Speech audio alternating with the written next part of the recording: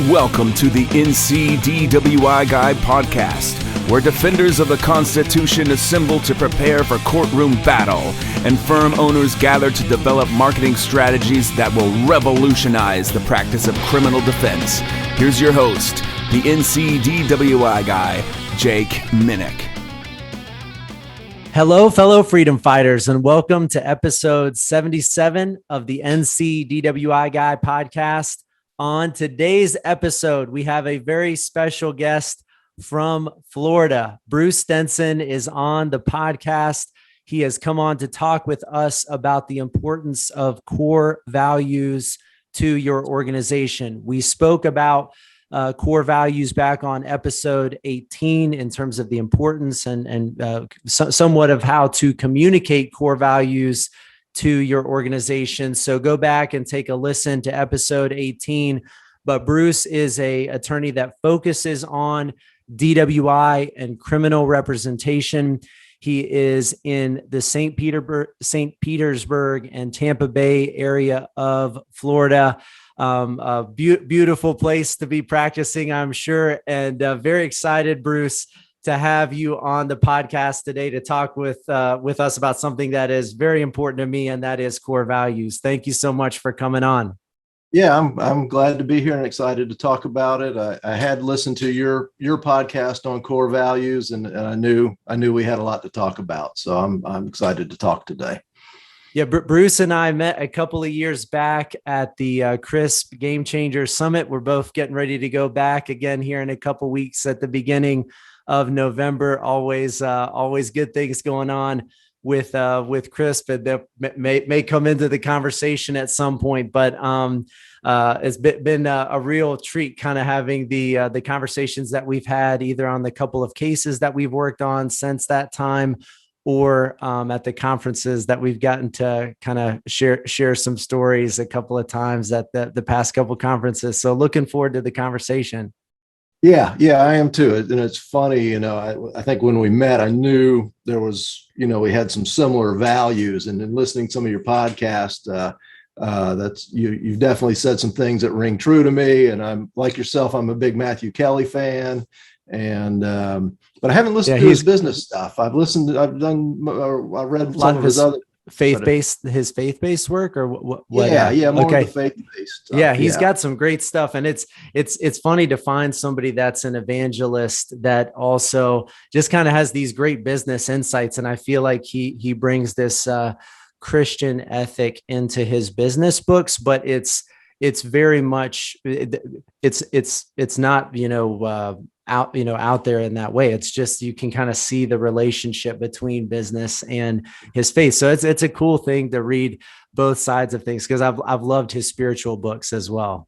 Yeah. And I think, I think he really kind of drives right at core values. So he does. Yeah. It's very important to him. Culture is King is one of the books that I've read recently. That's just a really powerful book that focuses on values. And I think, in terms of core values, I think that a lot of people that, might be listening in and have, a firm, solo or small practice, or even a larger firm, that if you don't have core values developed, that can maybe sometimes seem like some, woo-woo, kind of crazy thing to be, focusing on. Let's do a good job for the client and get the case moving through.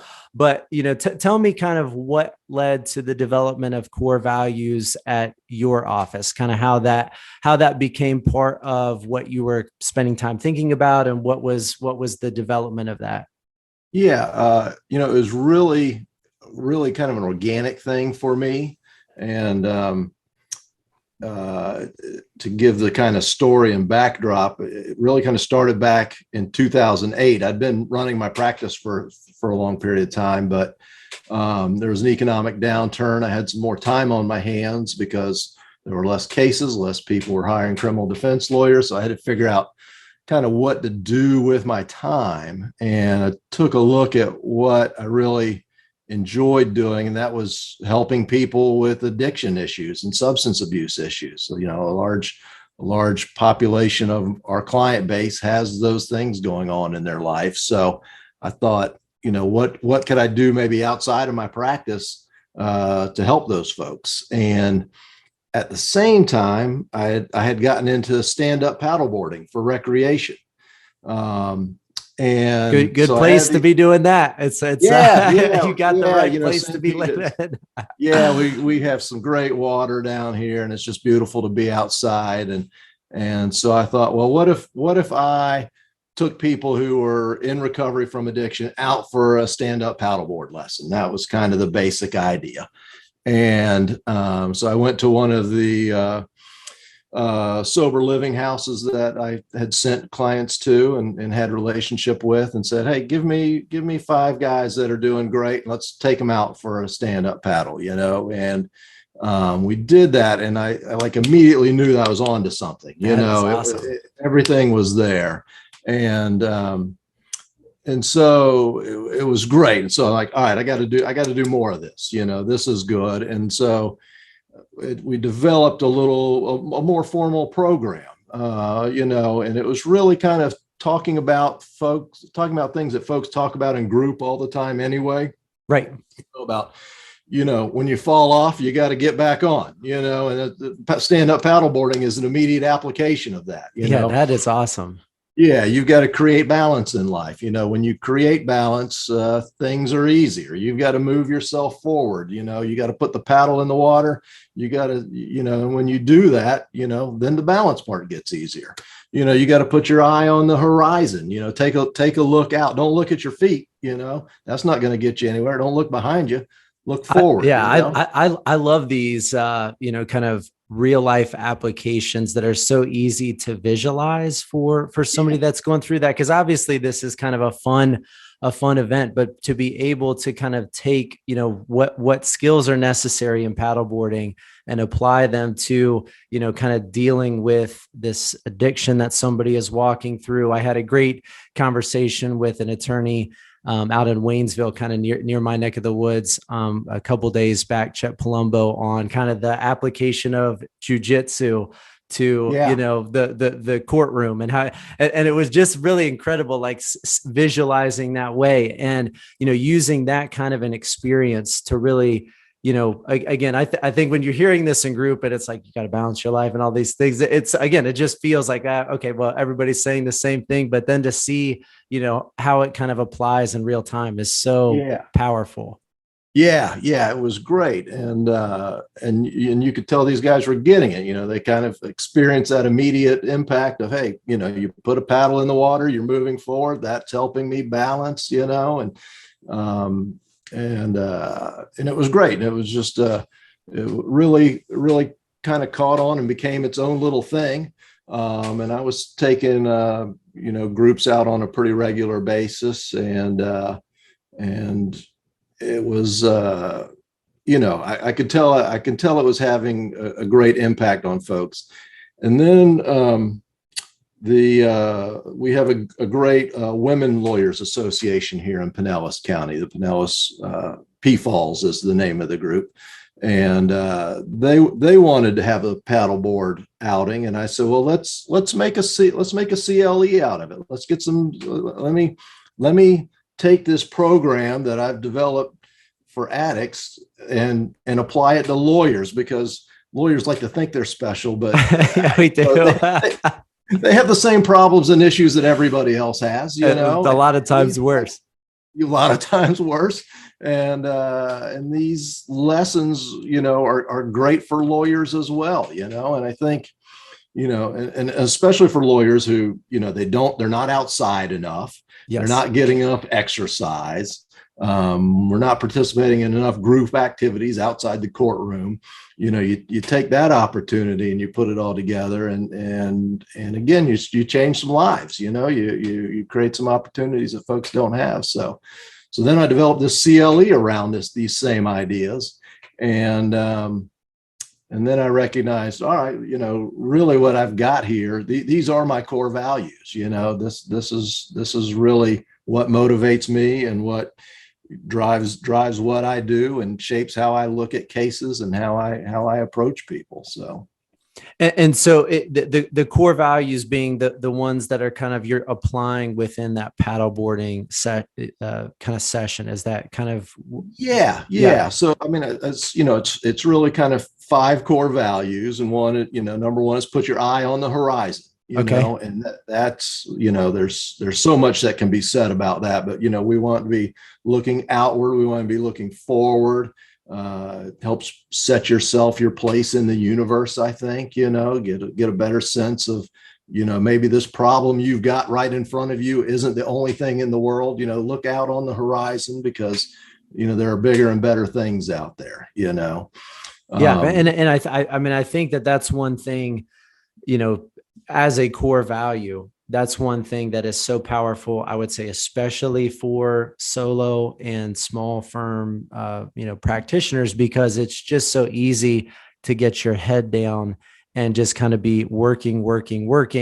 And, never be thinking about, how is my job, making my life better? How is my, job making my clients' lives better? How is this, kind of connected to where I want to be in 10 years down the road? It's just, there's so many, cases coming in, and the phone won't, shut up. And there's all this stuff happening in the courtroom, and demands coming in from DAs and judges and clients. And, it's just, moving from one thing to the next. So I feel like that core value in particular is so applicable to, again, criminal defense attorneys, yes, but, just really anybody running a small or solo firm. Yeah. I mean, it's easy to run from fire to fire, and the shiny object gets your attention, but you've got to have the ability to look up and look out and see the bigger picture. So, so that's really kind of where it starts for me. Number 2 is preparation, which, and all these go hand in hand, but preparation is key in everything we do. And you can't just jump on a paddleboard and go. You need to give it some forethought. You need to have a plan in place. And so number 2 is preparation. And then number 3 is move forward. We want to have forward motion. Just because you're looking out on the horizon is great, but putting your paddle in the water, pulling it backwards, creating that forward momentum helps to sustain itself. And the clients that get in trouble are ones that aren't moving forward, that are stuck in one place. So true. The cases that you get in trouble for as lawyers are cases that you don't move forward, that you're just sitting on. PI cases don't get better over time. Cases have statute of limitations issues. You've got resolution. People underestimate the value of resolution, and moving forward, I think, is essential in all aspects of. And I don't have any experience paddleboarding, but it's kind of that same application in terms of a bicycle, right? Like, you got to get going in order to basically be able to ride. So 3 is moving forward. 4 is creating balance, and I always say balance isn't something you find, it's something you create, and it comes from all those things, from looking out, from putting your paddle in the water, to moving yourself forward, to actively engaging in your environment, to create balance. And we all know that lawyers lack a lot of balance in life. Yes. And so it's important to have some hobbies, important to get some recreation and exercise, and balance is a huge issue for all kinds of folks out there.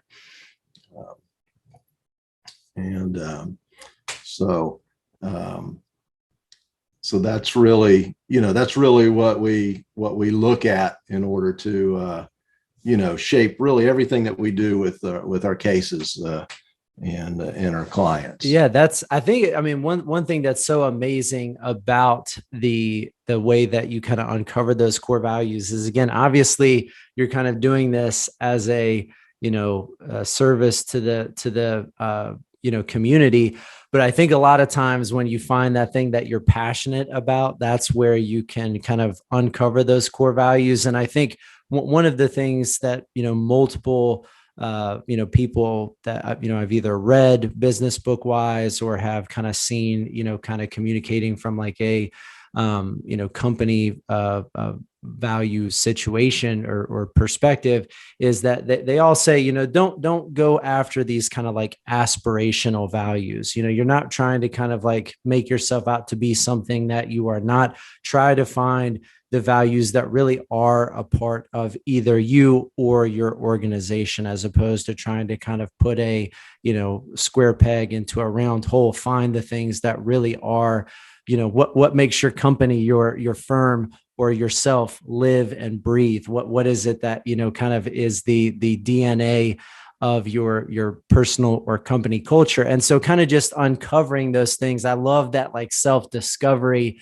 that you had along this journey, because that to me is so important in terms of being able to then live those values out beyond just the application that they have in the paddleboarding arena to now like, okay, this is going to be my compass for life, for my business. Yeah. Yeah. And, well, number 5 is when you fall off, you got to get back on. And that's, true in all areas of life. And that's what we're typically dealing with as criminal defense lawyers, is people that have fallen off. And I always tell folks, look, after an arrest, your life's going to change. It's either going to get better or worse.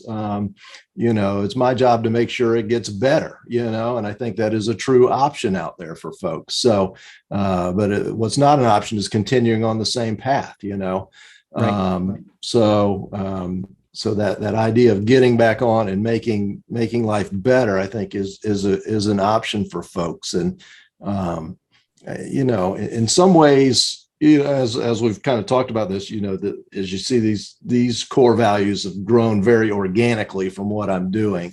Right. And it's just, I think every firm has core values, whether you write them down or not. They do. Yes. You got them, That's right. But the ones, once you put a little focus on it and attention to it, they can be very exciting and motivating and get folks in your practice on the same page.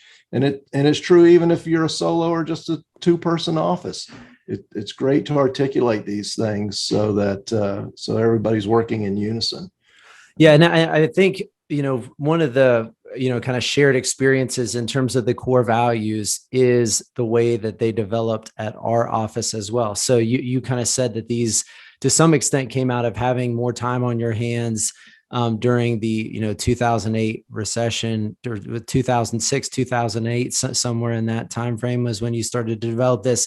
And I would assume that that the area that you live in got pretty badly hit by the recession. So that that is something where you'd have that kind of extra time. And for us, that was a big part of the COVID pandemic. Especially the early parts of the COVID pandemic, we got a lot of time, myself and my 2 equity partners, to sit down and kind of go through these things and say, what is it that is our identity? And then we had the time, once we had really slogged through that and kind of, fought a little bit about where where our identity lies, we got the chance to then communicate that to our team and, do that on a daily basis for about a 3-month period of time. And it was just a really incredible, opportunity for us to be able to kind of have that period of reflection. So I guess, in terms of for us as a firm, that was about, 8-9 years into the development of the practice. So it seems like kind of a similar time frame. Yeah. What did that kind of do then in terms of, having uncovered these core values? What did the, kind of first, 8 to 10 years of practice look like without the core values versus, how these kind of then change the way that you practice? Yeah, well, I think it gave me a lot more direction, and a lot more comfort in where I had a place I was headed now. Before I was just, going case to case, not really taking a look at the bigger picture of my practice or my life, Right. And this really gave me a chance to do more of what gave me satisfaction. And I still kind of am amazed at the growth that's happened from that, because it started with this simple idea, of just taking some guys out for a paddleboard lesson. It grew into a continuing education program for other lawyers. On that continuing education program, is that so did you talk about those 5 values then in the CLE program? Oh yeah. Okay. Yeah. Florida the Florida bar has been pretty progressive in recognizing the need for lawyers to have some stress management in their life. Yes, yeah, for sure. For a long time, that was not recognized by the bar as something that was needed or that they could provide. So the Florida bar did kind of change some of its requirements and some of its options, and started offering the chance for people to get continuing legal education for things just like for stress management, just like this program. So when that came out actually, and I was like, oh, I've got just the program for that, and submitted it to the bar and got it approved. Awesome. Yeah. And it's great. I've done it here in St. Petersburg. I've done it for the Hillsborough County Bar Association over in Tampa. I've gone up to Ocala in Central Florida and done it up there for lawyers. And you got to come to North Carolina, do a CLE up here on it. We get on some yeah, I'd love to do that. I think one of the things that's so incredible about that, and kind of maybe just seeing this connection of how this could be applied again, obviously to those that are struggling with addiction, but then also, how can I improve the lives of my colleagues with this same kind of outline of values. I think probably one of the main benefits that you may have taken away from this is just kind of having to very deeply think through each one of those and then also write them down, right? Like that, that kind of makes it real. Once you put it on paper, it's different than just saying, hey, there's some good life principles that are out here that you could learn from a paddleboard. Once you put it on paper and you start kind of, developing the ideas, and I've got to be in a room with, 50 other people for an hour, it takes it to a different level of intentionality. Yeah. And without a doubt. Well, in fact, I developed the CLE, I wrote it down, and then I thought, well, I've got a book here, and so awesome. So I wrote a book a couple years ago called Lawyer Up. There we go. That really kind of puts those 5 principles together down on paper. Is that something you can get on Amazon, Bruce? Where do you find that? It's right on Amazon. Okay. Yeah.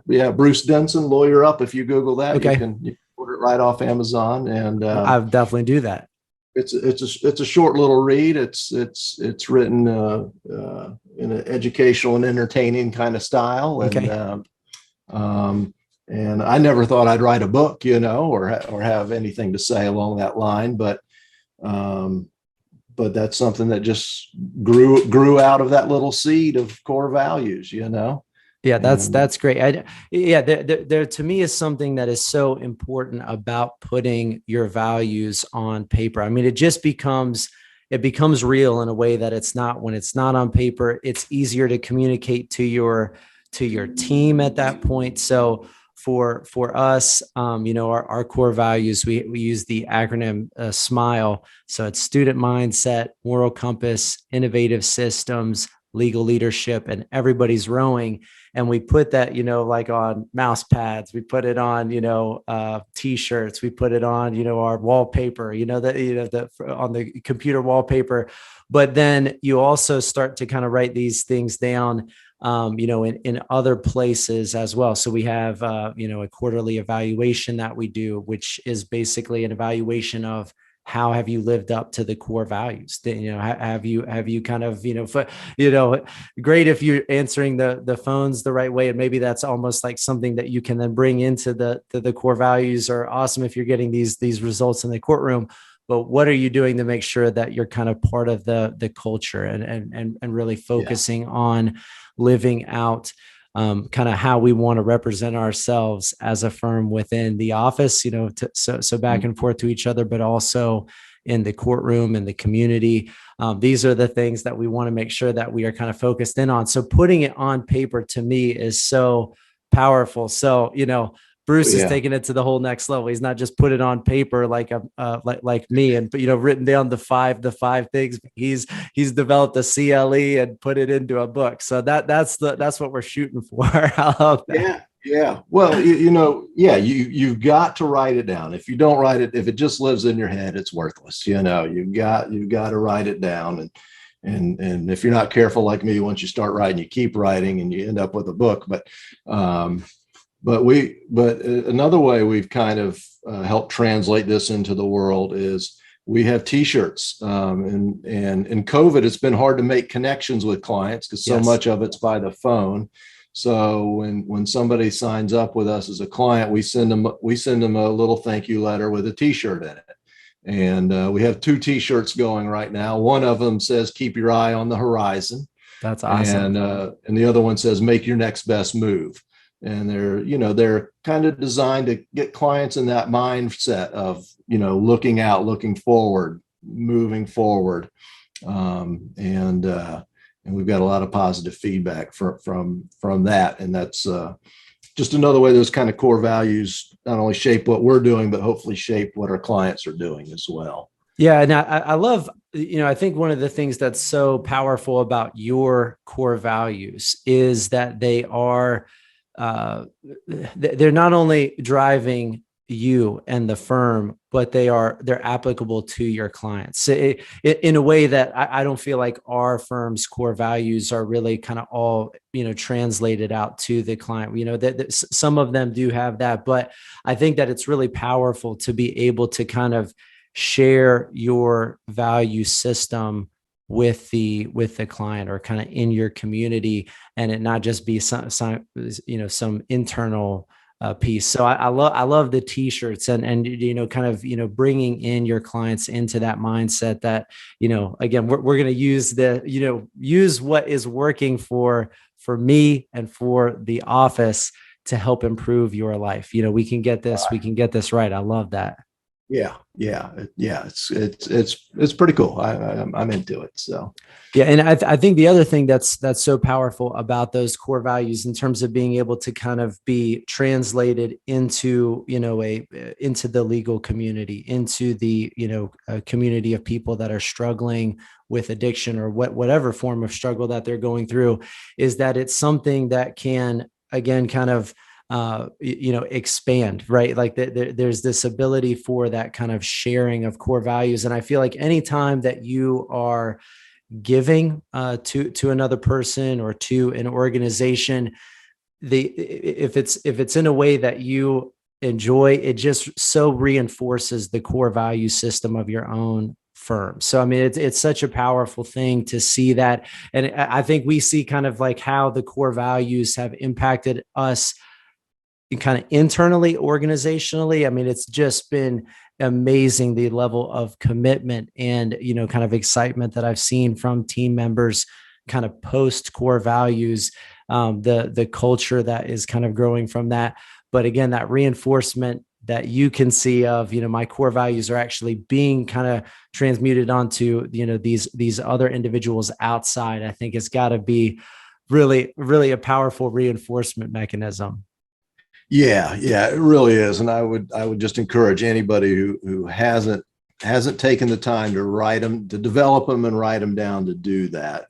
Because like I said, you've got core values, everybody does, but putting some attention to it and putting them down on paper is that's where the power of them lies. It is where the power of it lies. One of the things that I think is incredible about having the core values, external to you, not just kind of up in your brain, is that everybody else can kind of see that value structure. If you have, no core values that are being communicated and nobody else on the team knows what the core values are, really you don't have an alive organization, right? Like your office is really a place to kind of clock in and clock out of.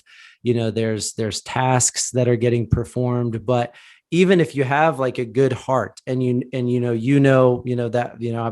was meant to be a lawyer, I was meant to go to law school and help people that have been charged, falsely, or help people that are struggling with addiction. Other team members may have various reasons for, being in the space that they are in, whether it's because they want to, help somebody that again has been charged wrongly, or because, they need to pay for their kids to, be able to, do this or that extracurricular activity. I mean, that everybody's kind of involved for a different reason, but once those core values become alive, once those core values, are actually, again, external to you, and everybody can say, okay, this is who we are as an organization. You go from being this dead thing, this dead firm, this dead business, to a business that has life outside of yourself. It's really a kind of living, breathing organism at that point, is the way I kind of like to think about it, as opposed to a dead organization. So again, I think that's so important to kind of get those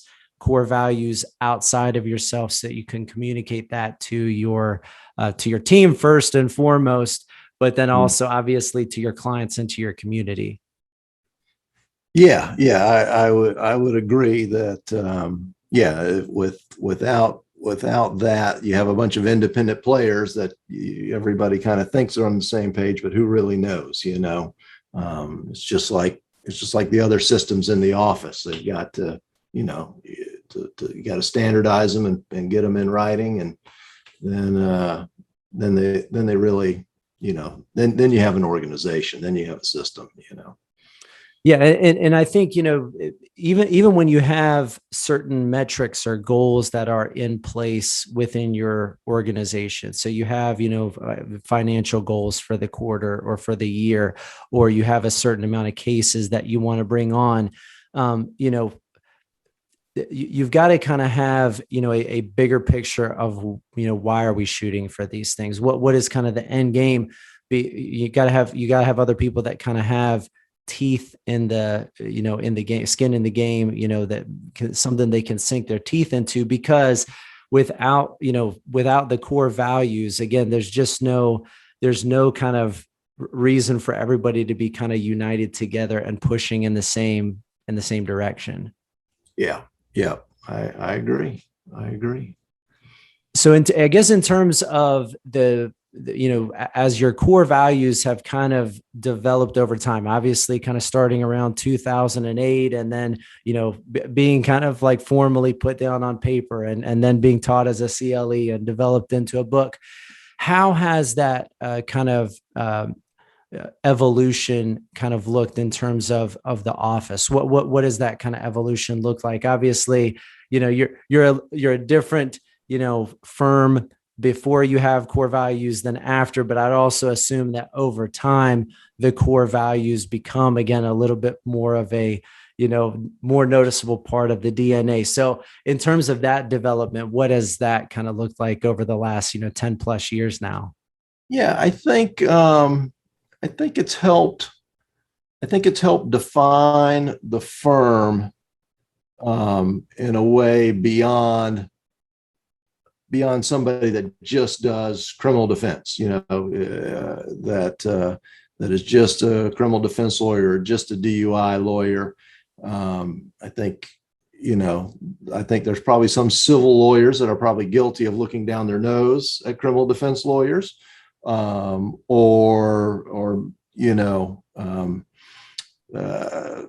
are some lawyers that have reputation issues, let's just say, but this has been a way to define me and my firm and my reputation in a different way, and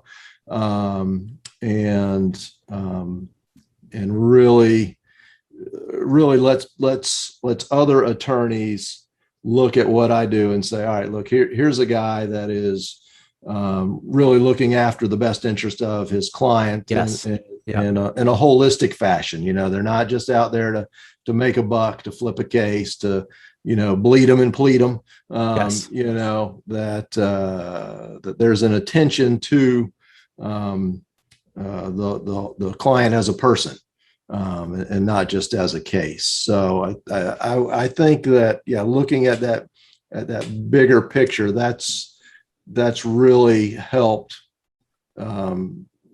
just define my firm on a different level than other firms in the area that practice the same type of law.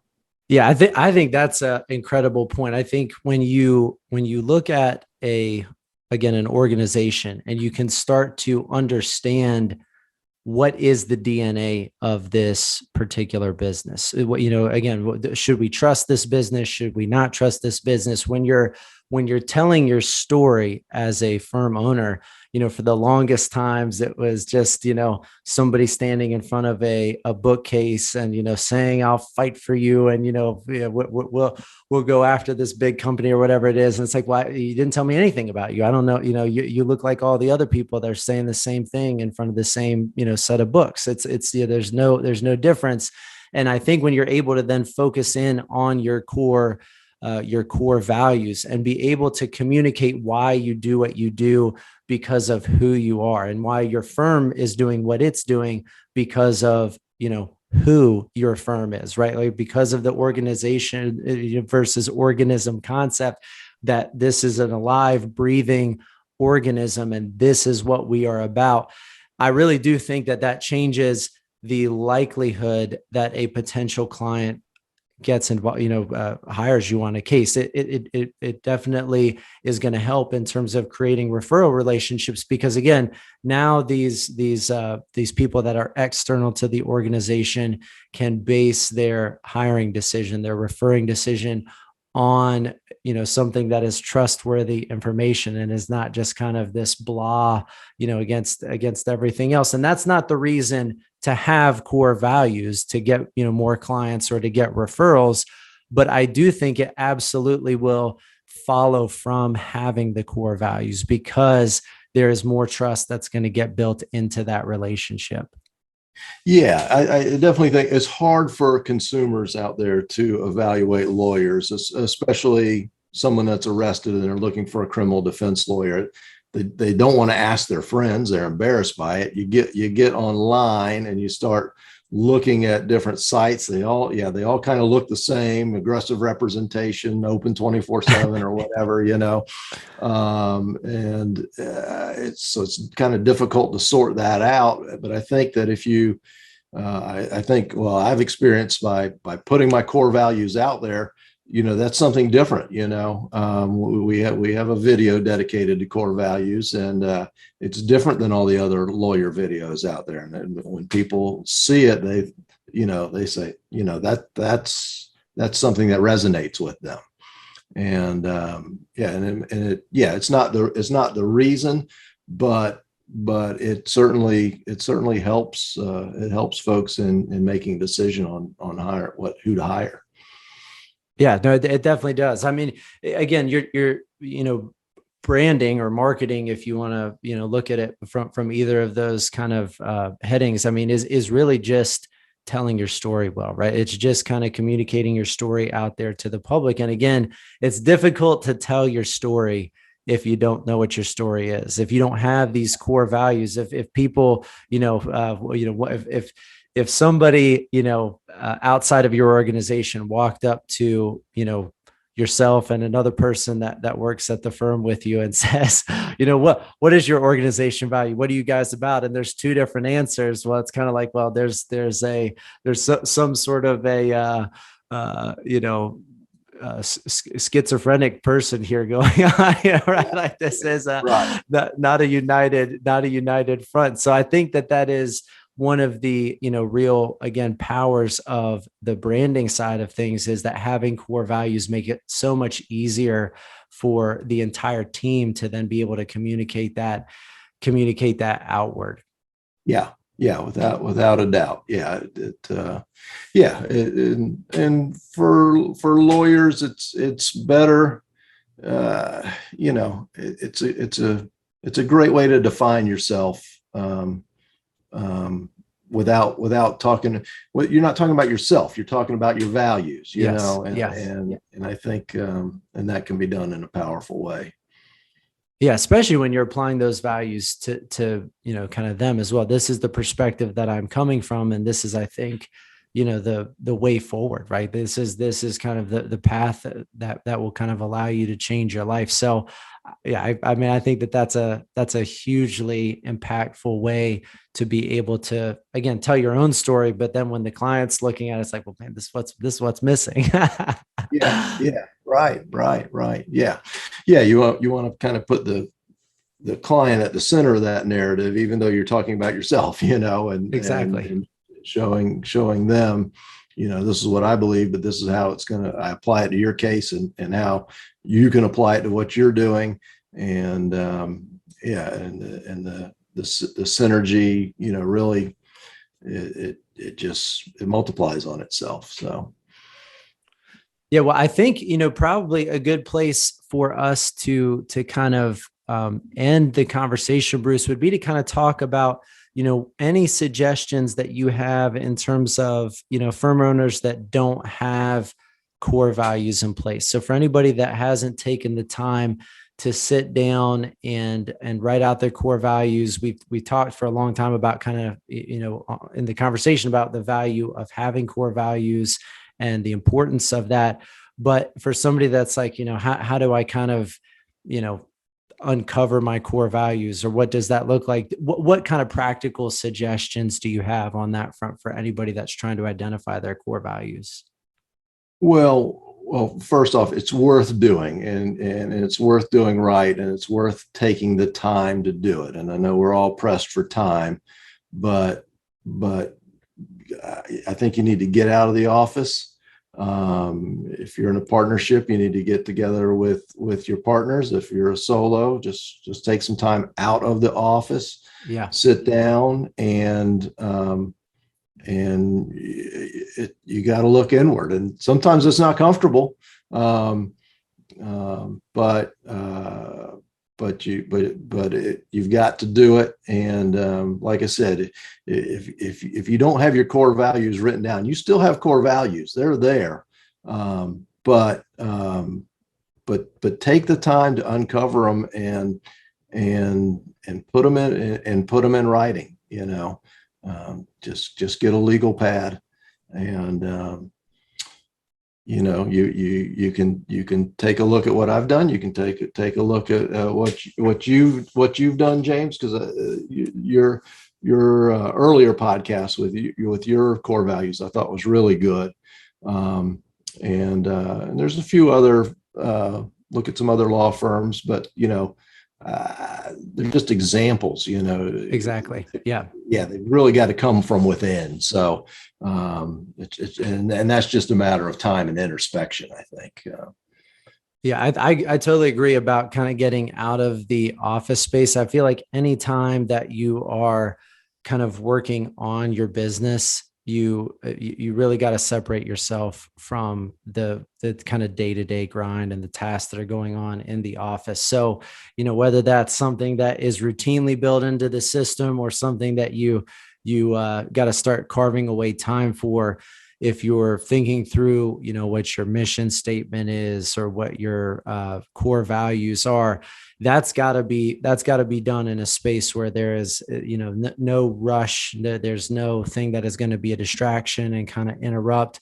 It really does take time. I mean, again, we had kind of multiple pretty lengthy conversations at the beginning of last year about what our core values were. And we didn't just kind of write off the five and we're like, okay, that's great. There was multiple other ones that were left off the list, because it's like, well, that's maybe not essential to who we are. We actually do see that in the office, this particular core value, but it's not really one, kind of a core piece of our identity. It's just something that, a lot of people at the office share this value, but that doesn't really kind of characterize who the firm is. And so, I think it takes time to kind of walk through that, and being away from the distractions and the constant, kind of interruptions is going to just make it so much easier to do that. And then I also would just say, add on, don't feel,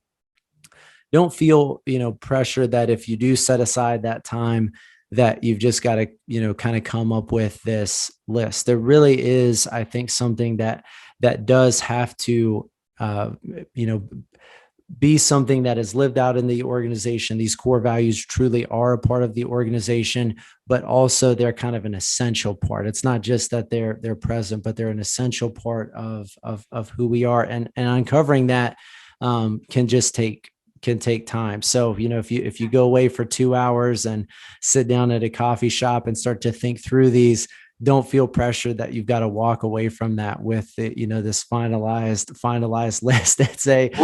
Right. Yeah. Cause it's, core values that I think in some respects, yeah, they are steady and they're absolute, but it's a living, breathing thing. Yes. Those things are going to change over time. So, I wouldn't hesitate. I don't get hung up. Don't not do it because you're struggling with some that this is going to be etched in stone. They could change over time. And then I would also say, if you really get stuck, get some coaching. That's a great idea. I'm a big fan of coaching, and there are lots of business professionals out there that can help you through this process if you struggle with it. So yeah, exactly. I mean, probably have some good thought exercises for how to how to do it the right way, and how to kind of uncover those core values. I mean, yeah, coaching is I think so critical to progressing. I mean, if you're not being pushed by somebody that has got a better knowledge than you have, then it's just going to be so much more difficult to grow. I mean, that's that, whether you're getting that coaching from an outside person, reading, other members of the bar, whoever it might be, constantly pushing yourself in that direction. But especially when it comes to how do I kind of develop develop my organization? What does that look like? This is not something that anybody in law school is sitting down in a class and trying to come up with the core values that they would bring into their firm. So it's not within, our background and training generally to kind of be thinking through these things, but they're so important for, every decision that we're making at the office, the way that we treat clients, handle a case, why we're practicing in the first place. I mean, it all comes back to these values. Yeah, exactly. Well, Bruce, I really enjoyed speaking with you. We got to steal this CLE into the North Carolina bar. There's definitely been a number of kind of similar CLEs recently that I've seen. So I'm sure that it would be something that could get approved. So if you ever decide that you're going to take this thing national, I would love to promote and attend the CLE, and we'll put a link to the book up on the website, Lawyering Up. Or is it Lawyer Up or Lawyering Up? Lawyer Up. Lawyer Up. So we'll put that link onto the show notes. Great. Again, thanks so much for coming on. Look forward to seeing you at the CRISP conference in November. Yeah, really enjoyed it, James. Looking forward to it. Thanks. If you found the information in this podcast to be valuable, I simply ask that you pay it forward and share this podcast with another member of the legal community. Also, if you would leave us a rating or a review on whatever platform you are listening on, I would greatly appreciate it.